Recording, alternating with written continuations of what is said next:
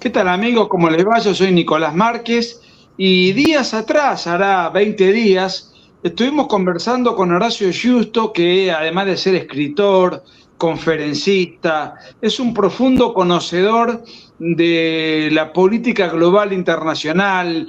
El otro día tuvimos una charla profundísima sobre ecologismo que causó sensación y mucha gente pidió enfáticamente una nueva charla que la vamos a tener hoy y gracias a la generosidad y al tiempo que nos dispone Horacio, hoy vamos a hablar sobre la Agenda 2030 y un tema tabú que muchos dicen que bueno, que es conspiracionismo.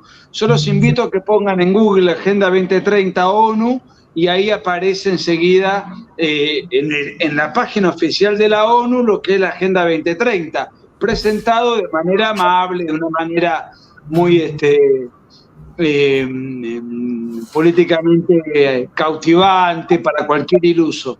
Pero detrás de eso se esconden un montón de perfidias, perversiones y oscuros intereses que Horacio ha desmenuzado. Pocas personas en la América Española conocen tanto sobre este asunto como Horacio. Así que, Horacio Justo, te doy la bienvenida y agradezco mucho que nuevamente hagas uso de tu tiempo. Nosotros abusamos de tu amabilidad para compartirnos tus estudios, tus conocimientos en esta materia tan divulgada alegremente sobre lo que es la agenda globalista, pero que no se sabe bien de qué se trata en el fondo, se sabe muy superficialmente.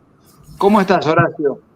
Bueno, en primer lugar estoy muy bien, muy feliz de poder estar con un gran ídolo, con un gran maestro como usted, que siempre me pone tan contento desde poder compartir una cerveza hasta poder tener estos intercambios más intelectuales. Bueno, intelectuales son ustedes, yo solamente transmito No, lo que he recibido, pero muy no, no, feliz. no, no, no. Lo que recibí, lo que escribí, lo que leí, lo que trabajás, todas tus ponencias son un profundísimo trabajo intelectual, no surgen de la lectura de los titulares del diario del día.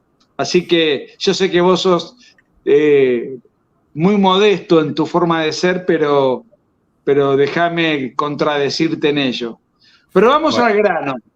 ¿Cómo nace? ¿Cómo es la historia? ¿Cómo se origina esto? ¿Cómo surge? Porque además preparás tus temas y de hecho trajiste un PowerPoint para ilustrar a la gente que nos está viendo, que es muchísima, para amenizar y para que la gente tenga en imágenes concretas todo lo que vas a comentarnos y compartirnos. bueno, vamos entonces a tratar de dividir en cuatro grandes partes esta pequeña ponencia y siempre si hay alguna duda, no me moleste que me interrumpan, si hay una pregunta suya del público, porque lo que me interesa cada vez que me toca exponer cualquier tema es que las personas se lleven al menos una idea general. Y yo creo que con una idea que les quede ya es más que suficiente para mí, ya es un éxito la ponencia. Ahora se habla de la Agenda 2030. Es muy bueno que usted haya hecho una importante aclaración al inicio. No hay que confundir conspiración con teoría conspirativa. Supongamos, yo podría tener una teoría conspirativa. Es una teoría. Podría decir de repente, a Nicolás Márquez y Agustín Laje le ha ido muy bien en su faz pública porque seguro que tienen financiamiento especial de la CIA y además cuentan con apoyo secreto de la KGB y seguramente que algún presidente de la extrema derecha los está sosteniendo económicamente y han extorsionado a los medios de comunicación. Podría decir una teoría, se tendría que demostrarla, pero la conspiración, de hecho, sí existe, porque conspiración significa conspirare, respirar con, que es lo que hacían en la antigua Grecia cuando se tenían que tratar ciertos temas antes del debate público, en privado bajo una misma sábana, ocultos de lo que era la visión pública, las personas se ponían de acuerdo en secreto y decir, bueno, vamos a establecer esta estrategia a futuro. Nuestro discurso público va a ser X, nuestra intención es Y. Es algo real que existe. A ver, no estoy diciendo que es como Pinky Cerebro queriendo ver cómo van a conquistar el mundo. Son personas que generan acuerdos, como los acuerdos políticos que se dan constantemente y que luego se presentan públicamente. Pero a su vez hay una particularidad todavía más profunda, porque acá ni siquiera estamos hablando de una conspiración secreta que eventualmente se puede llegar a filtrar. Toda la información que yo voy a compartir aquí, y por eso preparé la presente ponencia, es toda información pública. Si alguien considera que lo que yo sostengo está errado, vean las fuentes, que son fidedignas, yo mismo la he corroborado, y desmiéntanlo sin ningún problema. Son fuentes fidedignas. Es decir, estos son los hechos. Después veremos las interpretaciones. Vamos De entonces hecho, discúlpame que te interrumpa, la placa con la cual estás iniciando tu ponencia es una captura de pantalla. está sacada de la página oficial de la ONU. Es una captura de pantalla de la ONU, de hecho. Es una captura de pantalla de la ONU. No, y además se puede conspirar para hacer el bien también. O sea, la conspiración no es un mal de suyo. Lo que pasa es que el liberprogresismo nos ha acusado a los que pensamos como vos, como yo y otros referentes o como le quieran llamar, nos han acusado de... Hay Mamela Fialo, grande, nos apoya con un super chat y nos manda un que Mamela Fialo es parte constitutiva de los referentes que están despertando conciencia en toda América Latina. Gracias, gracias Mamela, te mandamos un gran cariño.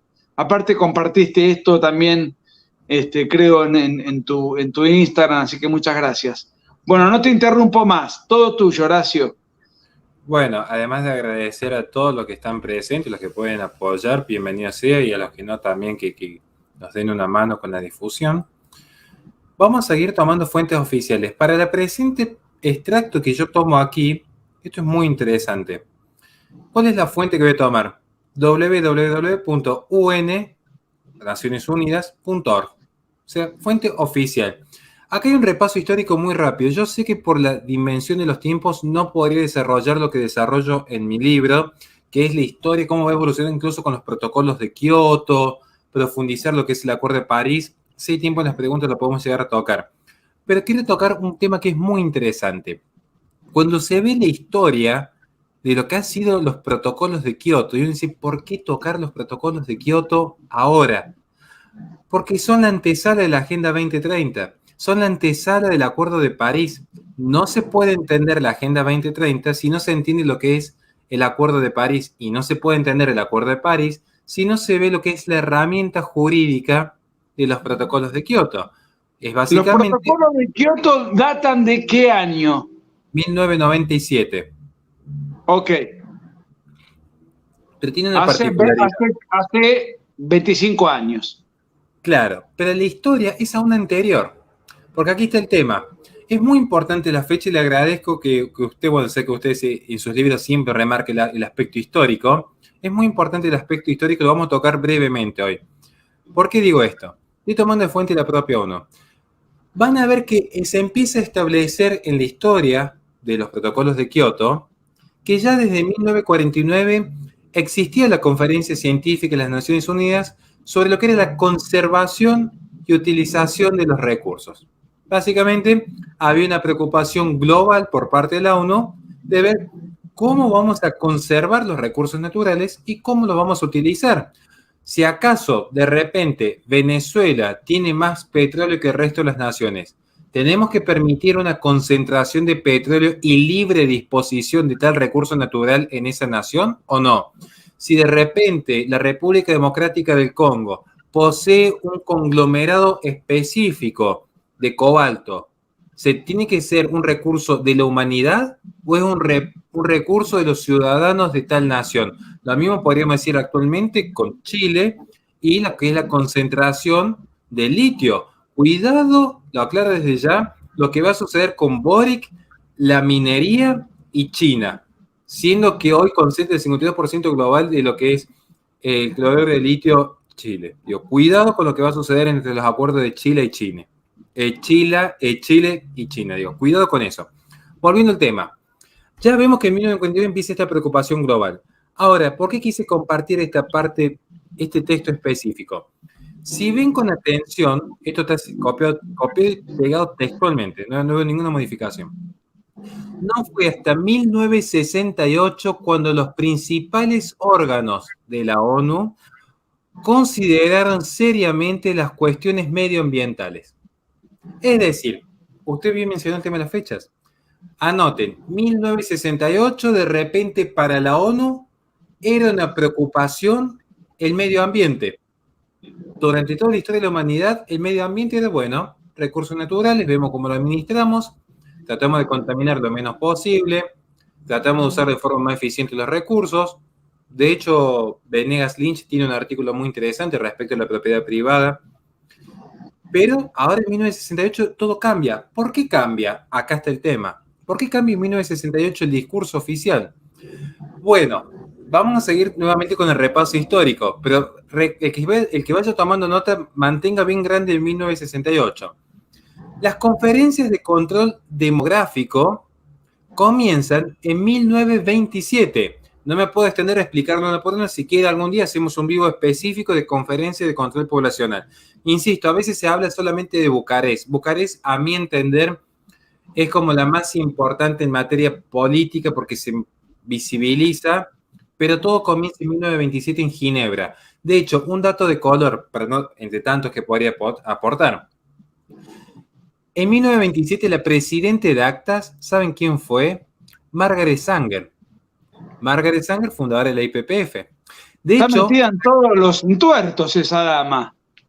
Pero tiene una curiosidad, porque en 1927 la Conferencia de Control Demográfico, el planteo que lleva adelante Margaret Sanger fracasa en cuanto a decir, empecemos a promover métodos de control de natalidad en ciertas naciones. Aclaremos a la gente, porque no todo el mundo sabe quién es Margaret Sanger.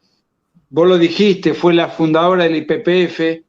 Eso fue la antesala de lo que hoy conocemos como la Planned Parenthood, que es la internacional abortista más importante del mundo. Y ya estamos hablando de control poblacional. Ya vamos a llegar al IPPF. Se van a llevar más de una sorpresa en este vivo.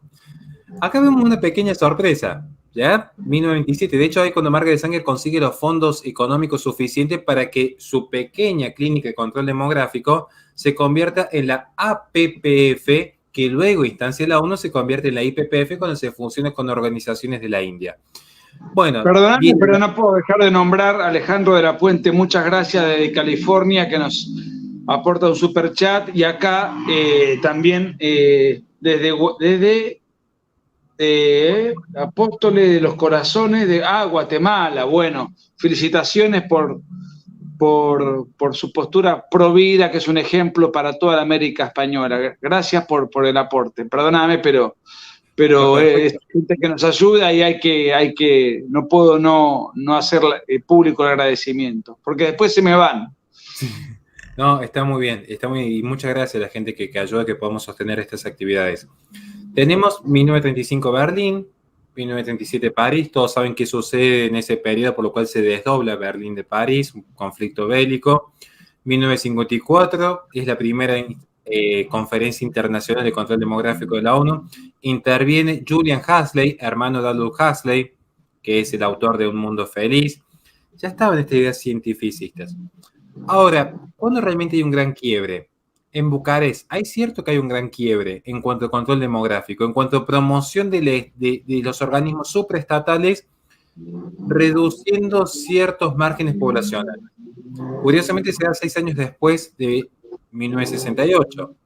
Es decir, y por eso, compañero, esto es un dato oficial que, si mal no me equivoco, no puedo acordar la fuente, lo tomo de un banco de estadística a nivel mundial, no puedo acordar la fuente específica, pero un dato concreto que lo uso en cada conferencia.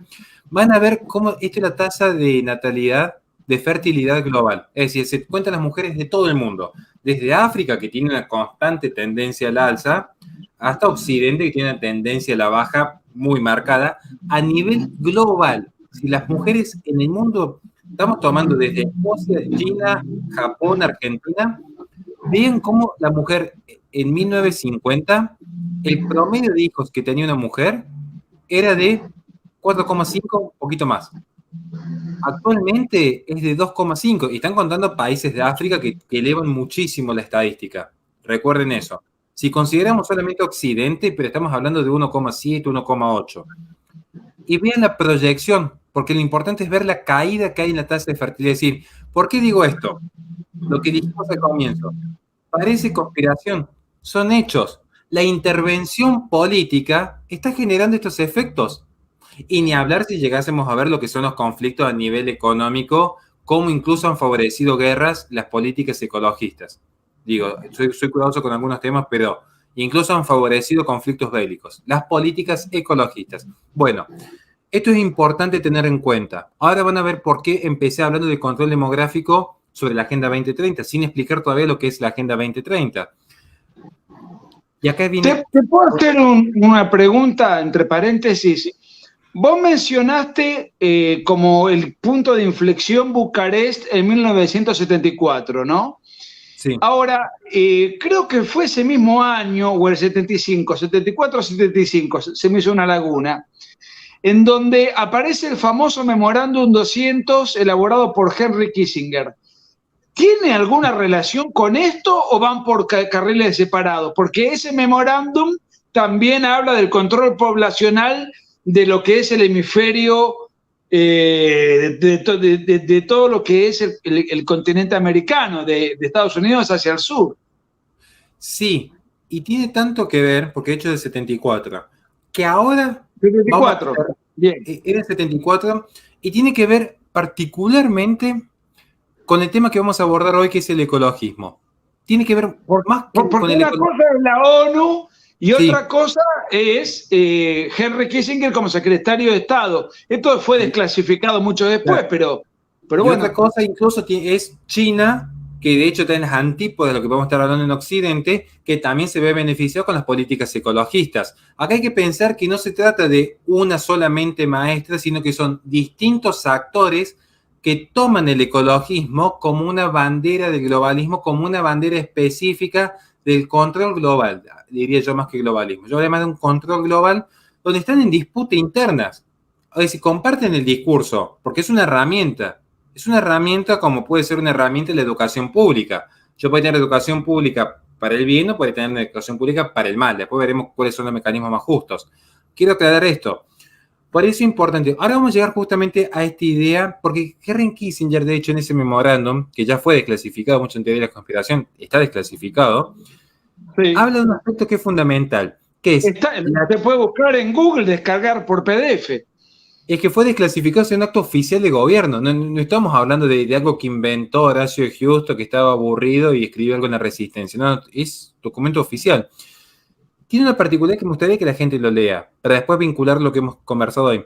Porque en uno de sus apartados menciona expresamente el peligro que hay con lo que es la sobrepoblación, particularmente del África y de América Latina, en relación al control de los recursos naturales.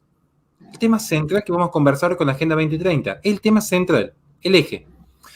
¿Por qué dije 1968? ¿Se acuerdan que yo les mencioné aquí que había un quiebre en 1968 con el discurso? ¿Recuerdan que les dije? Recién allí la ONU empieza a considerar la cuestión medioambiental como algo central. Ya no era algo accesorio. Es el eje. Para la ONU en 1968 el eje de sus políticas es el ecologismo. Y aquí está el tema. En 1968 sale a la luz del mundo una obra llamada La bomba demográfica de Paul Ehrlich.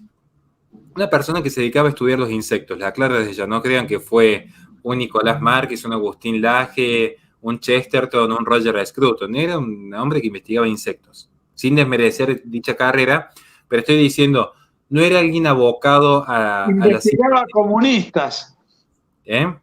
Más o menos, sí. Y no sé si tanto, porque hay muchos insectos que son muy trabajadores, como las abejas o las hormigas. Los comunistas creo que no llegan ni a eso, pero... No trabaja, no le gusta trabajar. Le gusta vivir de los demás. Eso está claro. Tenés razón. Retiro lo dicho. Está muy bien. Yo les diría a la gente que si lo pueden conseguir a la obra, que la consigan. Digo, no es tan difícil. Hoy por Mercado Libre pueden conseguir una obra usada. ¿Está traducida al español? Sí, pero no en versiones oficiales, digamos. Son como copias piratas que se han hecho traducciones, digamos. The Population Bomb es una obra muy linda para leer, con cierto cuidado, pero para entender cómo piensa esta gente. Hay momentos en los que Paul Ehrlich llega a sostener que la sobrepoblación iba a generar tal falta de recursos naturales que iba a generar una crisis global a causa de las pérdidas económicas en Occidente. Un dato nomás, pueden chequearlo cada uno. El economista, un docente universitario de Estados Unidos, Simon, un economista, le apuesta más de $500 a que después de una década ninguna de esas profecías se iban a cumplir. ¿Saben qué tuvo que pasar después de 10 años? Tuvo que públicamente Paul Ehrlich pagar su apuesta, porque algo que él no tuvo en cuenta, los recursos naturales, que si bien parecen escasos, que se van a agotar, no responden a la lógica humana, porque la gente de repente piensa que si yo tengo 100 vaquitas y se empiezan a agotar las vacas, ¿qué va a suceder? En algún momento no va a haber más vacas. Pero se olvidan que el hombre, que posee lo que se llama economía, va a generar lo que es la oferta sustitutiva. Si yo, Horacio Justo, tengo 100 vacas y son escasas y empiezo a subir el precio, va a venir un Nicolás Márquez a vender carne de cerdo, que tiene 1000 porciones porcinas, a un precio menor. Lo mismo sucede con los minerales. Hoy que la gente se rasga las vestiduras con el petróleo y el carbón, cuidado, que ya vemos que estamos viendo las consecuencias de haber apostado a una ecología verde, a un sistema energético ecologista verde, digamos. Ya estamos viendo las consecuencias con lo que sucede con Ucrania. Ahora, encima, se olvida lo que es la oferta sustitutiva, lo cual genera que siempre el mercado naturalmente va a tender a una puesta en equilibrio, más tarde que temprano, pero va a llegar a un punto de equilibrio. Sí, no hay una injerencia estatal, esto está clarísimo. Ahora, Paul Ehrlich además, ¿qué sostiene él? ¿Qué creen que propuso? Una pregunta, entre paréntesis. ¿Vos crees que la energía solar se está retardando en su avance para no afectar los intereses del petróleo y entonces hasta que esto no se agote, la energía solar la mantienen, digamos, todavía en etapa de investigación, avanzan un poquito, pero todavía no la llevan a un nivel de, digamos, de tecnología tal que nos permita poder usar de ella y vivir reemplazando la tecnología que usamos usualmente? Yo preguntaría simplemente quiénes son los que se benefician con el petróleo hoy. Yo preguntaría así, pensemos rápidamente en qué naciones. ¿Ustedes creen que Maduro, que podría ser un beneficiario, de hecho, lo está haciendo hoy gracias a Biden, un dato de color nomás, ¿no? Pero digo, ¿ustedes creen que un genocida como Maduro va a ponerse a interferir en los planes de estos ecologistas para él prevalecer con su petróleo? Miren, muy buena la bueno, pero Estados Unidos tiene mucho petróleo. Ahí está el tema. Pero justamente, ahí está el tema. A ver, hay intereses, pero curiosamente, ¿quién sería un gran beneficiario? Rockefeller Brothers. Rockefeller Brothers es uno de los principales financistas que tiene Greta Thunberg. Porque lo que interesa es simplemente lavar la cara para seguir generando acciones. Hoy ya el petróleo es accesorio, digamos, es como cuando supongamos, yo tengo un capital suficiente que si de repente puedo invertir en gas, invierto en gas. Y si de repente el gas no es redituable, empiezo a invertir en petróleo, en carbón o en energía solar. Los grandes capitales no van a perder tiempo en decir, no, yo tengo un fetiche con el petróleo y si no es petróleo me muero. Entonces tengo que hacer valer el petróleo. No es tan así. Porque más, les voy a dar otro ejemplo más concreto.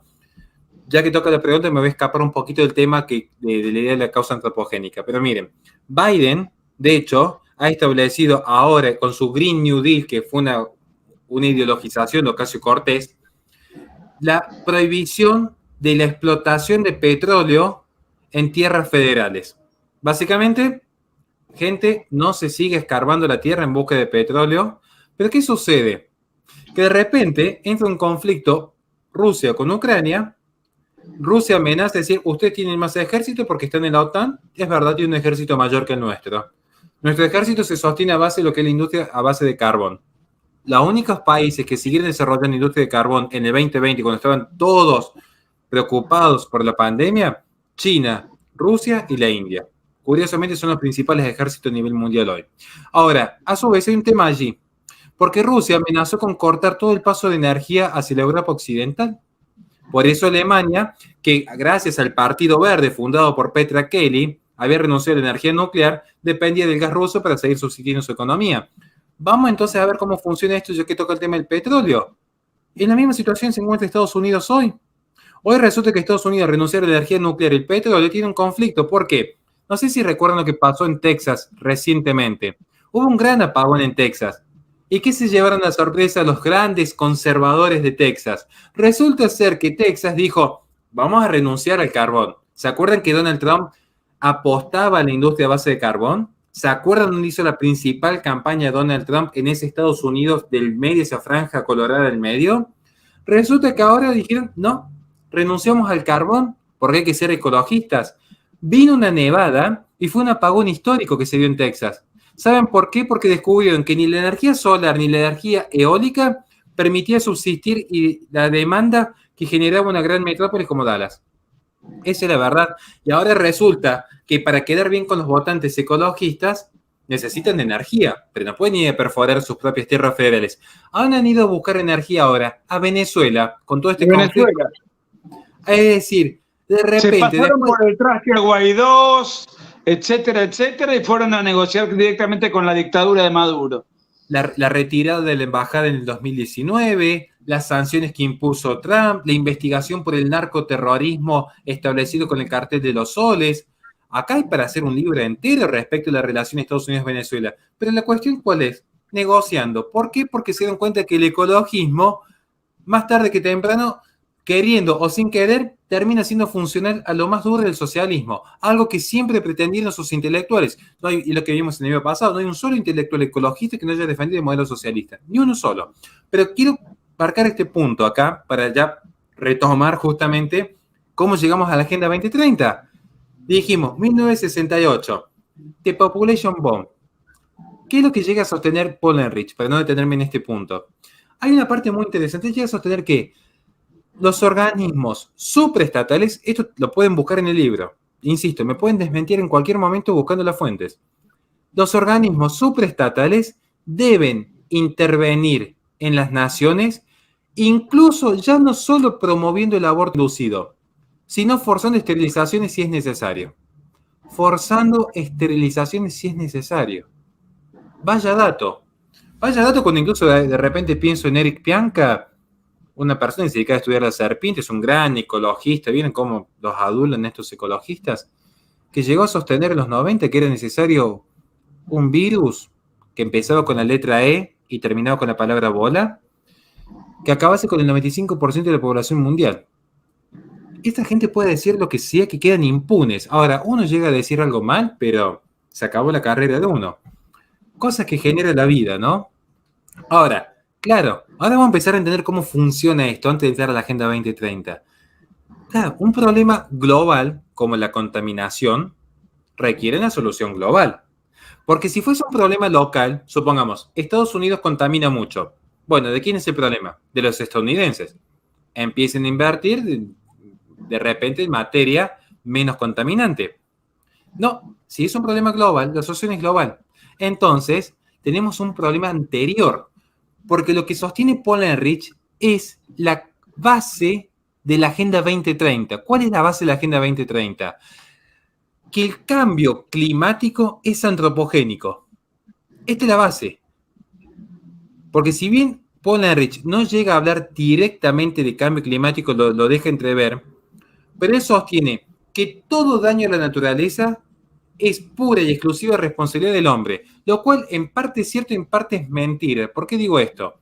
El ser humano, esto es ya un poco de antropología, es el único ser vivo que naturalmente va a tener que transformar su entorno para sobrevivir. Es decir, yo pongo una manada de lobos en un ambiente y tarde o temprano vamos a ver que el lobo puede llegar a extinguirse y el medio ambiente va a seguir prácticamente en igual condiciones. Un campo va a seguir siendo un campo, un bosque va a seguir siendo un bosque, un oso polar dentro del hielo va a seguir el hielo igual con el oso polar con vivo o muerto. Ahora, el hombre para sobrevivir va a tener que talar un árbol, reencauzar un río, construir una acequia. Algo va a tener que hacer, si no la especie no prolifera. O sea, si no, nos estaríamos viviendo entre edificios, con autos, sería imposible la vida. Naturalmente tenemos que transformar la naturaleza. Naturalmente. Ahora, esto significa que si de repente, ¿qué es lo que dice ahora el gran mito ecologista? Tenemos un cambio climático, seguramente es causa del capitalismo. Seguramente es causa del hombre, porque lo dijo Paul Ehrlich. Todo mal es culpa del hombre. Recordando un poco la teoría de Malthusiana, pero tomando partes de un nihilismo exacerbado allá por los 60, llegamos a lo que tenemos hoy. Claro, de repente aparece gente como Les Knight, que llega a sostener, Les Knight que es el fundador del movimiento por la extinción voluntaria. O sea, llega a decir que el ser humano es una plaga. O sea, ahí está la revista Cubo. O sea, esto es un escaneo de una revista que se difundió hace una década. Esto no es un Photoshop que yo inventé. Esto es lo que se difunde. Es más, ¿quieren ver cómo avanza la propaganda antinatalista? Ponga cada uno, después de ver este vivo, no ahora, por favor, pongan después de ver este vivo, simplemente no tuve hijos para evitar el cambio climático. Van a ver la cantidad de noticias y estudios científicos que supuestamente demuestran que no tener hijos ayuda al planeta. No tenerlos. Puede ser porque uno termina con su embarazo, que es un crimen, o simplemente por decisión propia. Decir, mira, yo reemplazo un hijo con un perro. Cada uno sabrá. Pero digo, esto es lo que está imponiendo el globalismo, y lo está imponiendo de una forma muy sutil. Y acá llegamos al punto. Ahora, ¿Se acuerdan del programa Margaret Thatcher? Un parate. Queda claro que la agenda globalista promueve el antinatalismo, promueve el aborto, y de hecho esto ha calado muy fuerte en América, pero en Europa brutalmente. Pero también, dentro de este combo extraño, que para simplificar llamamos marxismo cultural, después podemos discutir académicamente si está bien o está mal emplearlo, pero políticamente es una palabra que yo creo que se entiende. Está el multiculturalismo y es la invasión de países ajenos a la tradición europea, una invasión deliberada de países, ¿no? de gente perteneciente a esos países que ingresa a Europa no en el afán de acomodarse, sino en el afán de suplantar la cultura europea por la cultura propia.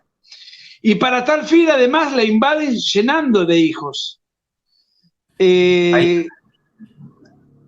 ¿Cómo es esto? Porque si la agenda global es impedir la natalidad, al mismo tiempo esa misma agenda no reacciona negativamente contra el multiculturalismo.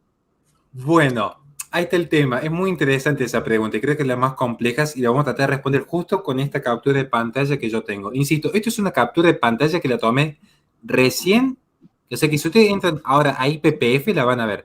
Y esa es la respuesta que le planteo al profesor Nicolás. ¿Por qué digo esto? Miren, tenemos que entender, el progresismo como ideología por sí mismo, no es habría que discutir si es ideología o no el progresismo, un poco más complejo que algo que habló con Miklos Lucas.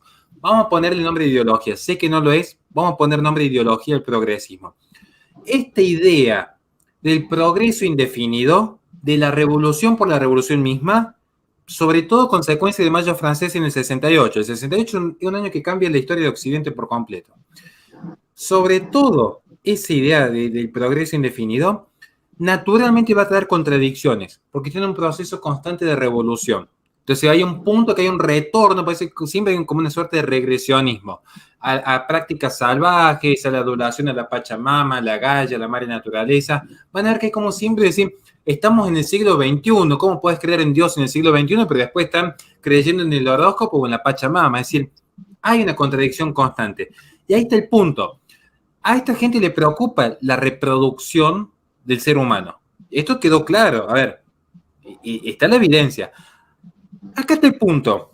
Miren, esta captura es de IPPF, la principal empresa abortista del mundo, junto a el Instituto Guttmacher. Son los dos grandes oligopolios abortistas del mundo. Hay una parte, si uno investiga un poco su página, que dice, ¿realmente crees que no hay conexión entre la salud sexual y el cambio climático? ¿Qué es lo que te están diciendo? Si no abortás, estás siendo cómplice del cambio climático. Te lo dice el PPF. Ahora, cada uno vaya a ponerse y decir, metirle a mí de negacionista, bueno, vaya cada uno a saber de qué lado quiere estar de la vida. ¿Por qué? Porque esta gente, y con esto te responde el profesor, claro que son conscientes que en esa contradicción dicen que no se reproduzcan los europeos, pero están viendo que los africanos, los musulmanes, los árabes, se reproducen. Claro, miren, un dato que está en mi sitio web, Este dato está en mi sitio web, en la resistenciaradio.com. Lo pueden buscar ahí porque está documentado. Saben que se realizó la conferencia de las partes. Para el que no sepa qué es una conferencia de las partes, son todos los años. El año pasado fue la COP26. Muchos lo van a conocer como la COP26, COP26. Se juntan los grandes líderes mundiales a ver qué está sucediendo con el cambio climático. Si se están llegando a los objetivos acordados o no. Empezó con el protocolo de Kioto y bueno, después fue continuando con el Tratado de París. Ahora seguimos viendo con la Agenda 2030 si nos perfilamos o no hacia esos objetivos. Se juntan todos estos magnates, todos estos líderes mundiales. Aparece en la COP26 incluso activistas, representantes de Greenpeace, representantes de World Wide Fund. Se realizó la COP26 el año pasado. ¿Ustedes creen que fueron en vuelos privados que contaminan mucho o fueron en un vuelo comercial para evitar contaminación? Primero, fueron todos en vuelos privados. Llegan ahí en sus vuelos privados generando mucho dióxido de carbono que supuestamente ellos combaten. Ahora viene la segunda pregunta. Se la hago a usted, profesor Nicolás Márquez. ¿Usted cree que en la COP26 todos los líderes mundiales, opción 1, se pusieron de acuerdo en repudiar y sancionar económicamente a Xi Jinping, mandatario chino, por no haber realizado ningún esfuerzo en mermar la tasa de emisión de CO2 del país más contaminante del mundo? Opción 1. Opción 2, se pusieron a discutir qué está sucediendo con los derechos sexuales y reproductivos en África, donde la tasa de natalidad sigue creciendo. ¿Qué creen? ¿A qué cree que se dedicaron los ecologistas en la COP26? ¿A repudiar a China o ver por qué, perdón la palabra, carajos, la gente en África no está abortando? Cada uno piense en qué decisión tomar en la COP26. Se va a llevar una sorpresa ahí. Por eso se están preocupando por la proliferación africana. Claro, entonces lo que yo le respondo a usted, profesor, es que claro, y esto está documentado, porque quedan en actas. La votación en actas fue, no tenemos que dejar de descuidar los derechos sexuales y reproductivos en África, porque ellos también son parte de la solución cuando nos enfrentemos al cambio climático. Lo dicen expresamente, también lo ponen palabras más románticas. Su preocupación no es China que contamina. Su preocupación es por qué se sigue reproduciendo esta gente que no se tiene que reproducir. Porque esta gente se reproduce, encuentra miseria porque están bajo gobiernos comunistas y se nos meten en Europa. Esa es la gran preocupación que tiene esta gente. Entonces, ellos sí toman conciencia, lo que dice el profesor, capaz que discursivamente parece que no, que son como muy amor y paz, ¿vieron cómo son de, no, bueno, el multiculturalismo? Sí, pero ahora que los tienen encima, dicen, acá tenemos un problema, hay que sacarlo de encima. Y sin caer en la contradicción de le vamos a meter un tiro. Pero no les preocupa la invasión cultural que está destruyendo la cristiandad, sino que lo que les preocupa es la proliferación demográfica. Claro, bueno, de hecho, a ver, para la cristiandad, yo no voy a entrar en apreciaciones personales de nadie porque no me corresponde jamás opinar a un ser humano, sino digo, culturalmente, de hecho, la cristiandad es un sistema cultural fecundo. Por supuesto. Nosotros, digo, yo particularmente pertenezco a un espacio específico de una comunidad religiosa y uno ve los matrimonios y yo soy un bicho raro, porque claro, yo tengo 34 años, 2 hijos y la gente me mira así como el padre, porque bueno, yo me convertí de grande y toda la historia, pero tenemos chicos ya de 35, 36 años con 8 hijos. ¿Se entiende? O sea, la cristiandad promueve una fecundidad, digamos, cada uno tendrá su forma de vida, insisto. Bueno, Jesús dijo llenar, henchir la tierra y además, desde el punto de vista específicamente católico, los métodos anticonceptivos, etcétera, bueno, no son aprobados, digamos. Se promueve una conducta sexual abierta a la vida. Exactamente, digo, eso estoy siendo muy cuidadoso porque no quisiera que nadie lo tome esto como algo personal y si no estoy describiendo un fenómeno cultural. Pero es un dato de la realidad. La religión católica, claro, en la pureza de su doctrina es así. Después, si uno la quiere practicar o no, dejar, tomar, llevar, es otra historia. Pero eso es claro, la doctrina en su rasgo más no me gusta la palabra ortodoxia. En la pureza de su doctrina es así. Y de hecho, no en vano, incluso muchos grandes pensadores políticos dijeron, gobernar es poblar, digamos. Entonces, Juan Bautista Alberdi. Claro, digo, por ahí algún liber progre se va a rajar, nos están obligando a reproducirnos como conejos. No, te estamos diciendo una realidad. ¿Cuál es la realidad? La realidad es una, la única verdad es una. A veces se confunde sobrepoblación con densidad demográfica. Acá voy a tomar un ejemplo, particularmente que estoy con el profesor Nicolás. Si Nicolás y yo viajásemos ahora a Cava, a Ciudad Autónoma de Buenos Aires, a la cumbre del progresismo con la reta, hay una densidad demográfica marcada. O sea, si uno va, hay densidad demográfica. Ahora, si con él hacemos una pequeña gira por la Patagonia, vamos a tener por lo menos 5 o 6 horas en autos que vamos a estar viendo nada. Zonas áridas, nada. O sea, no hay población. ¿Eso qué quiere decir? No es lo mismo que haya muchas personas en un solo departamento apretadas a que falten departamentos en el edificio. O sea, hay que saber no hay que confundir estos conceptos. Digo, acá estamos viendo lo que usted preguntaba, justamente, que esta gente toma noción de la importancia de reducir la población. Y acá empezamos justamente a trabajar lo que hemos dicho antes. Se establece que el cambio climático es antropogénico porque justamente si se dice que la causa es el hombre, ¿cómo se lo soluciona? Eliminando al hombre. Ahora, uno tendría que preguntarse si realmente somos o no somos responsables del cambio climático. Y voy a hacer una aclaración desde ya. Cuidado con lo que voy a decir, porque soy muy cuidadoso con las palabras, porque sé que esto queda grabado, porque sé que a veces uno se equivoca en un vivo y el archivo te puede costar caro el día de mañana. Yo lo que estoy diciendo es si el hombre es responsable del cambio climático. No estoy diciendo, porque he visto algunos comentarios que, madre mía, no estoy diciendo que el hombre no contamina. No estoy diciendo que el hombre es un santo. No estoy diciendo que el hombre está en completa armonía con la naturaleza. Lo que estoy diciendo es si es responsable del cambio climático. Y el que diga que sí, lo podemos debatir tranquilamente. Bueno, pero acá hay un punto que merece su necesaria aclaración, porque ya lo hemos charlado. Vos confirmás que sí existe el cambio climático, porque hay gente que no cree en la existencia del cambio climático. Claro. Entonces es importante que partamos de ese principio. El cambio climático existe. Ahora vamos a ver la causa. Bien, y primero, que el clima cambia. Ayer yo estaba poniendo una campera abrigada a mi hija porque estaba fresco acá en Córdoba.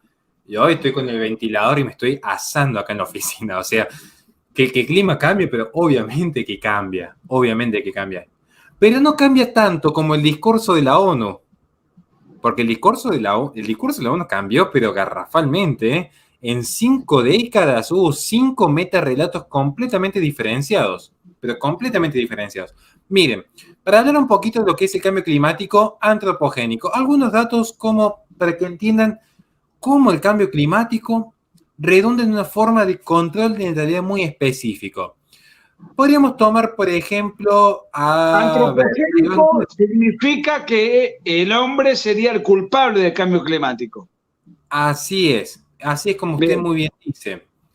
Miren, podríamos tomar, por ejemplo... O responsable, culpable medio acusatorio. Okay. Sí, podríamos tomarlo, pero fijemos qué dice qué dice la realidad. Bueno, Javier González Corripio, científico argentino, colaborador de la NASA, digo, para que nos tienen ahí conspiracionistas, de terraplanistas, homófobos, nos dicen tantas cosas. Miren, este científico, esto es ciencia, vamos con ciencia, ¿no? Este científico demostró incluso que dada la vegetación las pruebas de vegetación que se han encontrado debajo de las capas de hielo en el sur argentino, se establece que ha habido periodos mucho más cálidos que el actual. Estoy hablando de milenios.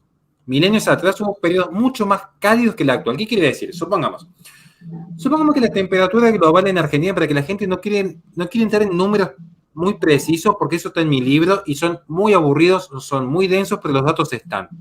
¿Vos el libro lo tenés publicado? No, estamos ahora mismo, me faltan solamente revisar 100 páginas, mando el prólogo a Pablo Muñoz Iturrieta y ya lo sacamos por Amazon e incluso vamos a dejar con su editorial. Estoy en la Lo revisión vamos de... a avisar y retomamos la charla para que ofrecérselos a toda la audiencia, porque es Sí, indispensable eso. o podría inventar una mini gira por Mar del Plata y tomarme una cerveza con usted, también acepto, pero bueno. Vamos entonces al punto aquí. Si la Supongamos que... cerveza no afecta al cambio climático, sí. No, para nada. Supongamos que, para que lo veamos, ¿qué es lo que explica Javier González Corripio? Voy a tomar un número aleatorio, pero es para que se entienda. Hoy tenemos una temperatura global, supongamos, de 32 grados centígrados, ¿no? Es decir, temperatura promedio. Y que hace 100 años era de 30 grados. Y bueno, subió 2 grados. Es mucho menos lo que subió, pero supongamos subió 2 grados. Lo que dice González es, si esta suba de temperatura en estos 200 años, porque era de los últimos 2 siglos, su estudio se focaliza en los últimos 2 siglos, se deben a la actividad industrial del hombre, se debe al capitalismo básicamente, ¿cómo se explica que hace 3, 4 milenios la temperatura global era aproximadamente de 50 grados, cuando no había capitalismo? Uno va a decir rápidamente, bueno, eso fue un pico de la naturaleza. Gracias, Lucrecia Trejo. Muchas gracias, Lucrecia. Te quería completar con esto que estás diciendo. Los países donde, y tiene que ver con la ecología, no con el cambio climático, pero los países donde se han hecho los peores desastres ecológicos no son los países capitalistas, justamente. Bueno, ahí está el tema. Eso con lo que iba a cerrar al último. Es un tema que no es menor, de hecho. Es un tema que no es menor. Supongamos que tengo esta temperatura. Es lo mismo que va a sostener Ivar Giger y Jody Curry, pero ya vamos a llegar. ¿Cuál es la idea de todos los grandes científicos? Que, insisto, podría tomar a Patrick Moore, ex presidente de Greenpeace. O sea, no estoy tomando a un negacionista como Horacio Justo. No estoy tomando a un Nicolás Marco, Agustín Laje, que van a estar siempre en la vereda del frente del progresismo. Estoy tomando al expresidente de Greenpeace, estoy tomando a un investigador de la NASA, que serían los principales preocupados por establecer este relato. A Ivar Giger, miembro del IPCC. El IPCC, para que lo entiendan, es como la OMS, es un organismo específico de la ONU, pero cuya función es la investigación del cambio climático. ¿Se entiende? Un apéndice de la ONU. Exactamente. Esta misma gente la que le está diciendo, che, cuidado con el consenso científico. Primero, porque el consenso científico del cambio climático, que acá hay muchos que hablan del cambio climático, no se toman la molestia de estudiarlo en lo más mínimo. Recién se empezó a hablar de cambio climático de manera oficial en el 2014. Entonces, eso que dicen, no, porque la ONU siempre estuvo preocupada por el cambio climático, en el 2014 se oficializa el consenso científico, con un 97% de científicos que avalaban que el cambio climático era antropogénico. Ahora, nadie se preguntó primero qué pasa con ese 3%, porque si es ciencia, yo no conozco ningún científico que desconozca la ley de la gravitación de Isaac Newton. Es más, yo no conozco a ningún científico, hablando de filosofía y la ciencia, que sostenga que su postulado es cierto porque una mayoría democrática sí lo avala. Digo, si vamos a hablar de consenso científico, empecemos a estudiar primero filosofía y la ciencia, porque justamente nosotros en nuestro libro sabíamos con mi socio a lo que nos íbamos a enfrentar. Y nosotros dijimos, antes de todo, empecemos a estudiar filosofía y la ciencia. Te tiro un dato que no tiene nada que ver con lo que estamos hablando. Bueno, Karim Ponce, Nicolás, hay plan para hacer tour con Agustín, tu presencia lo potencia, ambos se complementan. Muchas gracias, Karim, por tus palabras y por tu aporte. Mira, entre septiembre y octubre vamos a estar en México con Miklos y Pablo Muñoz y Turrieta, recorriendo todo México durante un mes, y un trayecto de esa gira va a estar Agustín. Es lo que tengo para decirte. Leandro, a la Inés, Nicolás, harás videos para el 24 de marzo y es mi especialidad. Te quería comentar algo, gracias, Leandro. Te quería comentar algo, Horacio. Vos dijiste cómo la ciencia va a tomar una posición en función de una votación democrática. Bueno, la Asociación de Psiquiatría Americana descatalogó en su momento a la homosexualidad como una enfermedad porque hubo un lobby, una presión y se hizo una votación.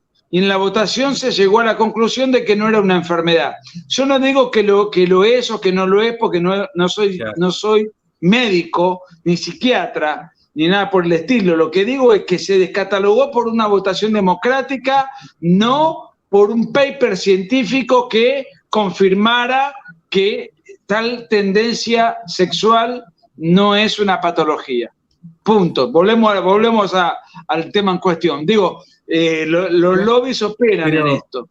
Pero que ahí va el punto, porque de hecho muchísimos científicos que firmaron ese acuerdo del IPCC del 2014, después denunciaron cómo habían sido extorsionados de que si no firmaban el acuerdo impuesto por la ONU en el 2014, iban a ser retirados de las cátedras, iban a ser excluidos de los ambientes científicos, iban a ser tildados de negacionistas, pero sabían que no había forma de corroborar esa teoría del cambio climático antropogénico, porque el propio Ivar Giger, que fue miembro del panel original del IPCC, sostenía los errores de medición de la temperatura global. Él dice, toman un dato donde ven que hay un disparador en la temperatura en las últimas décadas. No dicen, por ejemplo, que fue justo cuando se empieza a medir la temperatura de los océanos. Tampoco mencionan un dato científico que lo toma Judith Curry. Digo, acá hablar del cambio climático antropogénico tendría que ponerme con todas las planillas, sería como 5 horas de conversación más o menos, para explicar datos científicos punto por punto. Judith Curry de hecho explica, supongamos que fuese real. ¿Quién es Judith Curry? Una científica que estuvo a cargo, quiero dar bien el currículum para no equivocarme, pero... bueno, está bien, era como para contextualizar. No, es una científica de Estados Unidos que fue silenciada y fue hace poco, estuvo en el Congreso de Estados Unidos, que estuvo silenciada y censurada, de hecho, estuvo censurada por decir lo que les quiero comentar ahora. ¿Quién es Judith Curry? Científica, climatóloga, exdirectora de la Escuela de Tierra y Ciencia Atmosférica del Instituto de Tecnología de Georgia, que en el Senado dijo lo siguiente: el IPCC y el consenso no tienen ninguna explicación para el aumento del hielo en la Antártida. No tienen tampoco ninguna explicación para el hecho de que la tasa de aumento del nivel del mar entre 1922 a 1950 fue tan grande, sino mayor a lo que es actualmente. Las temperaturas se han ido calentando durante más de 200 años y que el siglo XX, el 40% del calentamiento se produjo antes de 1950, cuando el dióxido de carbono no era un factor para el calentamiento. ¿Qué es lo que nos está diciendo? Básicamente, viene el IPCC y te dice en 2014, culpa del capitalismo y las empresas, el mundo se está yendo al averno. ¿Qué dice Judith Curry? Está diciendo, a ver, si es verdad que todo esto, que el nivel del mar aumenta, que la temperatura aumenta, ¿por qué los grandes cambios climáticos se dieron antes que la gran industrialización de Occidente? Pero ¿por qué entonces cambia el discurso después de 1968? Porque es cuando cambia el discurso por completo. Es cuando se empieza a decir, tenemos que frenar por completo este capitalismo salvaje que va a acabar con la humanidad. Yo digo, pero ¿cómo se explica? ¿Cómo se explica, de hecho, este famoso efecto invernadero, que de repente la troposfera tendría que tener una temperatura muy distinta a la que tiene actualmente? Porque se supone que si fuese real esto del efecto invernadero, con lo que venían en el 2000 diciendo que iba a suceder con el mundo, que no íbamos a cocinar como un microondas, ¿por qué la temperatura de la troposfera no es mayor a lo que debería ser sobre la temperatura oscilante en la capa terrestre? Pregunta científica estamos tomando. Digo, no quiero entrar en la cuestión científica porque sé que muchos se van a aburrir, se van a perder. Hasta a mí me aburre y me pierden en una ocasión, pero digo, es vehemente la forma en la que se ha manipulado desde el cientificismo estos discursos. Cuidado con el cientificismo, que en nombre de la ciencia se estableció la eugenesia en 1890. En nombre de la ciencia, y curiosamente esto es lo que hablé el otro día en mi canal sobre Foucault, que hay cosas para aprender de Foucault, más allá que son degenerados de todo lo que está mal, pero digo, en nombre de la ciencia aparece la medicación forzada. ¿O qué creen que ha pasado ahora en el 2020 con ciertos pasaportes? Y todo en nombre de la ciencia. Digo, seamos cuidadosos. Una cosa es la ciencia al servicio de la humanidad. Y otra cosa es la humanidad sirviendo a los científicos, que también tienen intereses políticos los científicos. Los científicos tienen intereses políticos, tienen intereses económicos, tienen intereses de ego. ¿O qué creen que pasó con Judith Curry? Silenciada, le quitaron el micrófono en el Senado porque empezó a exponer todo lo que iba a generar el Green New Deal. Porque detrás de este cambio climático antropogénico Hay un par de empresas que se benefician y un par de políticos que ganan elecciones. No crean que te lo hacen por amor a la humanidad. Muy por el contrario, detesto. Gregorio Nicolás Ramírez nos da una ayuda. Muchas gracias, Gregorio. Te mando un abrazo. Seguimos. Bien. Mirá quién está acá. Ahora quería llegar a esto. ¿Por qué yo le digo esto del consenso, de tener ciertos cuidados? Miren, voy a explicar, porque sé que nos queda poco tiempo antes de cerrar, cómo funciona este corporativismo verde. Que yo le dije, ¿se acuerda que le mandé un WhatsApp? Le dije, me gustaría hablar un poquito de corporativismo verde, si usted me permite. Van a ver que acá hay dos figuras que son muy, muy simpáticas. Una niña blanca, de ojos claros, inocente, con conciencia social. O sea, ¿qué clase de monstruo se enfrentaría a Greta Thunberg? ¿Qué clase de monstruo machista, misógino, violento se atrevería a contrariar a una niña tan dulce que se está preocupando por el planeta, se está preocupando por los niños? Muy dulce no es en sus expresiones, pero ¿qué edad tiene esta activista? Ahora ya tiene más de 18. Ahora en este momento ya tiene 18. O sea, porque tiene una gran capacidad verbal, notable. Sí, sí.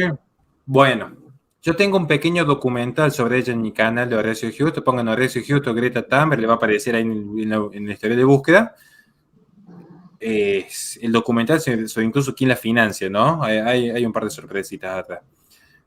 Rockefeller Brothers es una, por ejemplo, ¿no? Ahora, ¿qué tienen en común, por ejemplo, con este conejito tan simpático de Save Ralph? ¿Se acuerdan qué tiempo atrás apareció este conejo con la campaña de Save Ralph? Claro, pobre conejo. Parece que este conejo no conoce la vida en el conurbano. Pues, claro, entonces nos conmueve este pobre conejo padre de familia, y no sabe lo que es ser padre de familia en Argentina, donde estamos haciendo malabares para llegar a fin de mes. Lo digo particularmente por mí, que estoy haciendo equilibrio, básicamente. Claro, si un conejo sí nos conmovió, porque es una figura dulce, blanca, medio racista igualmente esto, si uno se pone a ver estos eslóganes, ¿no? Es más, si vamos a la primera diapositiva que yo presento, una mujer blanca, maquillada, perfecta en un basural, la mujer inmaculada, ¿no? No saben cómo es vivir en los basureros. Yo estuve misionando hace poco en Boca Chica, en Cartagena. Uno no sale tan blanco así después de estar misionando ahí. ¿Qué tiene de característica esta gente? Miren. Muchas gracias, Martín Gaza. Muchas gracias, Martín Gaza. Seguimos. Gracias, Martín, por la ayuda. Pensemos en Greta Thunberg o Save Ralph. Voy a dar el mismo ejemplo que la otra vez, pero es para que se termine de entender. A Greta Thunberg la financia, supongamos, Rockefeller Brothers, como a su vez hay ciertas corporaciones que financian la campaña de Save Ralph. Lo que hacen estas corporaciones es establecer un mensaje hegemónico. Un mensaje hegemónico con el mensaje X, no importa cuál es X. Ahora, van a ver que no todo es culpa del Estado, no todo es culpa del Estado. Son organizaciones, entre comillas, privadas, aunque tienen financiamiento estatal más de una vez, como Greenpeace o World Wide Fund, tienen financiamiento público, pero tienen gran financiamiento privado. Establece un mensaje hegemónico. Pensémoslo de una forma más simple todavía para después ver qué sucede con Greta Thunberg o Save Ralph. Seguramente los que somos de los 90, gloriosa época para los argentinos, digo, lo que se puede vivir un poquito mejor que ahora. En los 90 había unos dibujitos animados que eran maravillosos. Por ejemplo, los motorratones. Los motorratones, las tortugas ninjas, Capitán Planeta. Entonces uno veía eso de chico y decía, acá hay que cuidar el planeta. Le decía a los papás, no gastes tantas bolsas de plástico. Che, reciclemos, porque mira que está piola poder reciclar. Claro, se establece un mensaje que parece pintoresco, simpático, como el de Greta Thunberg o el de Save Ralph. Ahora, detrás de todo ese aparato de propaganda, como funciona actualmente Netflix, con el tema de la ideología de género, detrás de esa propaganda, ¿qué es lo que hay? Claro, no te decían, por ejemplo, que todos los juguetes del Capitán Planeta, de los motorratones, de las tortugas ninjas, los fabricaba Mattel o los fabricaba Hasbro, las empresas más contaminantes del mundo, porque funcionaban a base de plástico. Entonces resulta que por un lado te están diciendo, si consumís este producto, estás salvando el planeta, como si gastás dinero con Mastercard, que te mide la huella de carbono con Duconomy, estás salvando el planeta, pero al mismo tiempo lo que estás haciendo es beneficiar a empresas que se han dedicado a contaminar, solamente que ahora han lavado la cara. A ver, veamos un ejemplo más simple. Decíamos el ejemplo más grotesco, Playboy. Playboy durante años, Hugh Hefner diciendo, no, bueno, miren, la mujer es un pedazo de objeto consumible, ya está. Te decía eso de la revista Playboy. Ahora te ponen un transexual en la portada, porque ahora han abierto la mente. Es mercado. Ahora dicen, no, a esta gente le gusta consumir esto, le gusta consumir progresismo, le damos progresismo, sigan consumiendo, sigan gastando dinero acá. Porque así funciona, porque ¿qué pasa? Las empresas que no pueden pagar, las pequeñas empresas, pensemos un padre de familia con una pyme, o pensemos una industria local, que no pueden pagar los exorbitantes montos que ponen estas ONGs, estos think tanks, estas fundaciones ecologistas, para tener su visto bueno, para que no les salgan a criticar, porque se venden los loguitos de cruelty free, por ejemplo, se venden a 350.000 euros anuales, las auditorías. Los que no pueden pagar las auditorías de estas ONGs quedan fuera del mercado, porque no empiezan a vender lo que sí venden los que tienen esta imagen de conciencia social. Pensémoslo simplemente un ejemplo muy tonto, en mi canal.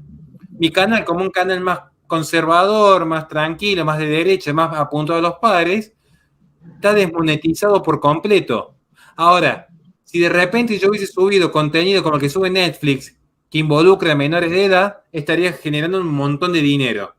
Entonces, ¿qué pasa? A mí me obliga ahora a dedicarme a otra cosa que no sea YouTube. Entonces, ¿qué contenido se genera en YouTube? Contenido progre. ¿Por qué?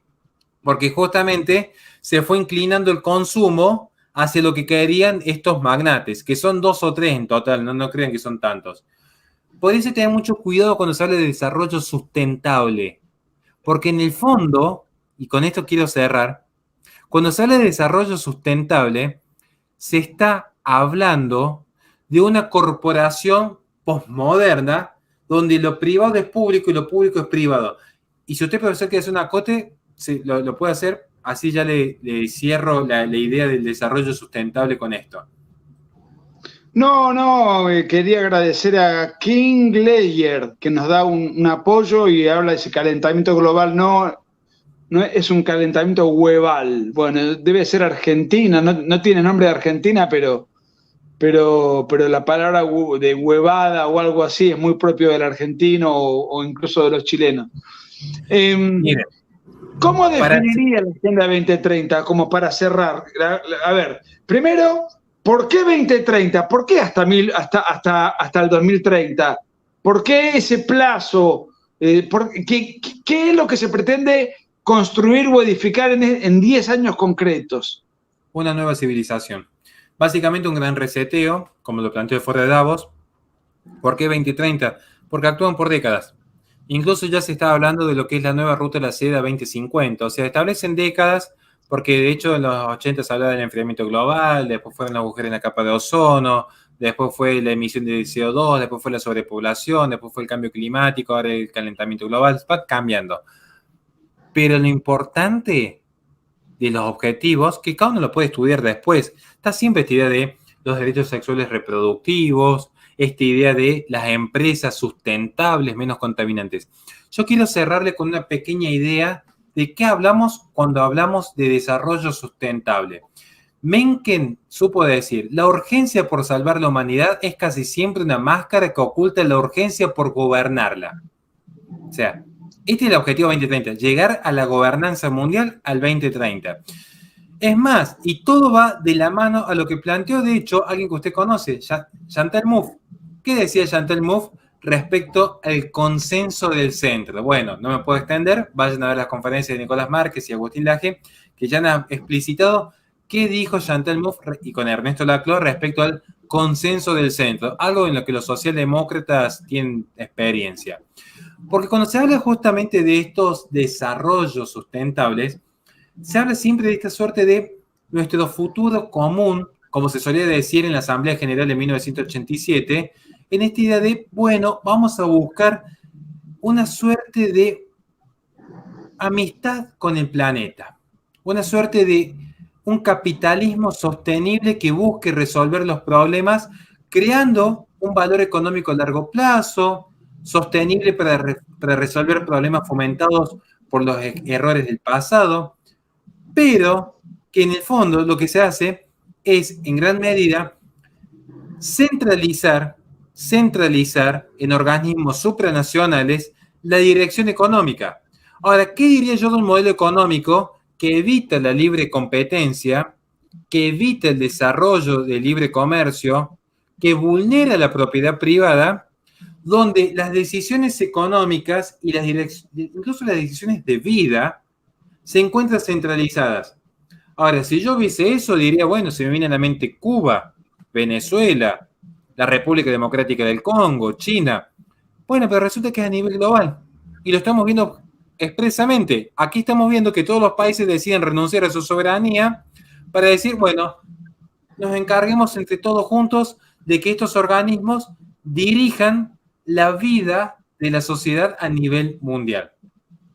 Si incluso uno logra ver cómo esto se fue desarrollando, que se vincula, y digo, desde lo que fue la conferencia de 1994 en el Cairo, que ya se habla de derechos sexuales y reproductivos, algo que está constantemente marcado en el Objetivo 2030, de los 17, 4 veces se menciona los derechos sexuales y reproductivos como un objetivo, digamos, dentro de lo que es este desarrollo sustentable.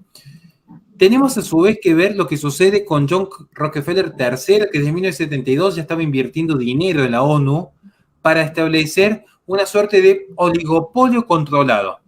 Es decir, que grandes metas capitales con el proteccionismo político pueden decir, bueno, vamos nosotros a administrar los recursos naturales de cada nación. Por eso incluso se habló en la era de Bolsonaro de, entre comillas, estatizar a nivel mundial, es decir, declarar patrimonio de la humanidad las Amazonias. ¿Qué es lo que es eso? ¿Qué es lo que es estatizar? Declarar de utilidad pública un bien privado. ¿Qué es lo que pretendía hacer, por ejemplo, ahora la ONU? Que ciertos recursos naturales, que ciertos espacios naturales sean declarados patrimonio de la humanidad. Yo lo advertí hace tiempo. ¿Cómo creen que va a ser la reforma constitucional de Chile, Colombia y Perú? Con clave ecologista, con clave de decir, estos son recursos de la humanidad. Entonces no pueden ser dispuestos por los ciudadanos comunes y corrientes. Es una entrega de la soberanía, una traición a la patria. Cristina nos dice, un saludo de Veracruz y si puede felicitar Nicolás a mi hermana que cumple años. Un beso para ella. Muchas gracias. Y hay otra gente más.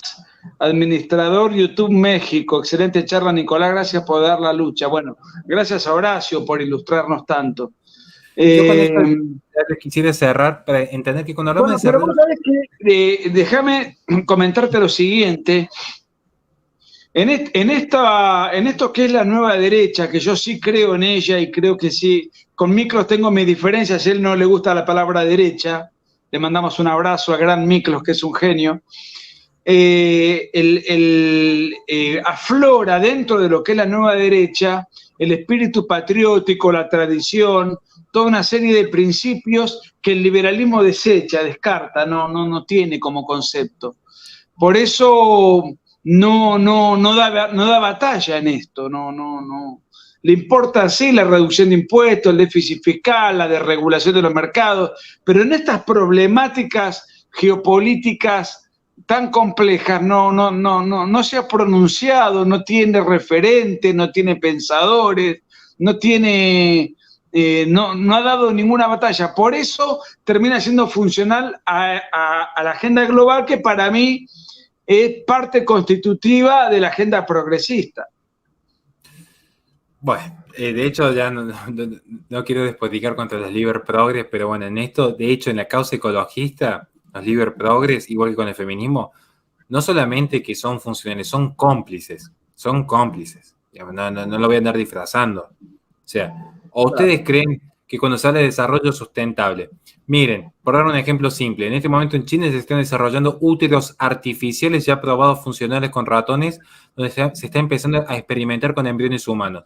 Es el sueño de Gloria Álvarez, el útero artificial. Es el sueño de Gloria Álvarez. O sea, bueno, Gloria, que hace poco le mando mi sentido pésame, sé que tuvo un pico de estrés cuando Guatemala fue declarada capital pro vida, creo que le dio un preinfarto, así que mi solidaridad con ella, porque no deja de ser un alma que busca la salvación, pero acá hay que ser consciente. Acá lo que se está viendo son problemas geopolíticos reales. Bueno, es una abortista militante, o sea, está a favor del genocidio infantil. Entre tantos problemas. Pero está de capa caída, yo la veo de capa caída, no la veo con la influencia que tuvo hace unos años, por suerte. Pero bueno, yo justamente lo que me interesaba que les quede esta idea clara es que cuando hablamos de objetivo de desarrollo sustentable, es bueno saber leer entre líneas, digamos. Por eso quise hacer el repaso histórico, que fue un poco largo quizás, pero era bueno que vean, todo redunda en una forma específica de control demográfico, que se fue generando desde 1927. ¿Qué es lo que quiero decir con esto? ¿Por qué hice este repaso histórico desde 1927 aquí? Esta gente ha estado un siglo trabajando en un discurso que sea lo suficientemente creíble, porque se supone que la ciencia es neutra, ¿vieron? Que sea lo suficientemente creíble a nivel global para que las personas en forma libre y voluntaria renuncien a sus formas de vida, incluso renuncien a su propia vida en pos de un bien mayor. ¿Por qué digo esto? Porque ahora que se habla del desarrollo sustentable, que digo que por detrás se esconde una agenda antinatalista, para esta gente tener el éxito que hoy están teniendo, han sido muy pacientes. Estuvieron un siglo invirtiendo tiempo y esfuerzo en esto. ¿Qué es lo que tenemos que aprender entonces nosotros, los que adherimos a una nueva derecha? A tener la misma paciencia. A no creer que en las próximas elecciones, el próximo año, la semana que viene, vamos a cambiar la historia. Tenemos que empezar a formar nuevas generaciones. Ustedes han sido un gran ejemplo junto a Agustín, Miklos, Pablo Muñoz, que han dado su vida para formar nuevas generaciones, y al resto, los meros mortales como yo, nos quedará quizás ser un buen papá que pueda educar a los hijos y a otros les